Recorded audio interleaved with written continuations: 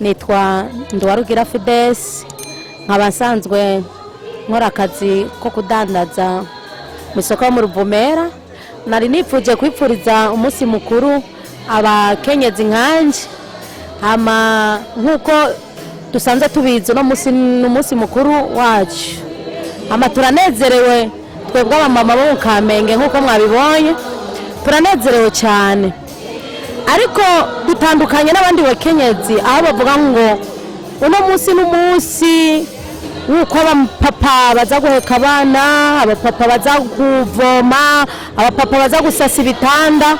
Ku bwacu twebwe twishimira umunsi Imana yaduhaye, kwishimira icyo turi cyo, bikadutera iteka tukitwa abantu. Kera n'abantu twarimo harugwa abagabo, ariko twebwe uno munsi baratuvuga ko cyane kuko Imana yarabikoze turagira izina. Rero nahanurira abandi bamama kwitaho urugo rwabo. Umupapa si wo guteka cyangwa kuvoma, nubwo twebwe baduhaye umunsi umwe gusa kugira ngo twiryohere, ntibashatse gufuta icyubahiro cy'abashingantahe bacu.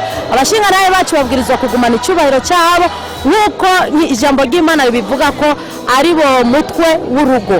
Rero twebwe turishimye kubwo umuryango, kubwo abashingantahe bacu, ahubwo tugashimira n'Imana yaduhaye abashingantahe beza, tugakomeza kububaha nk'uko bisanzwe. Yesu abahezagiye.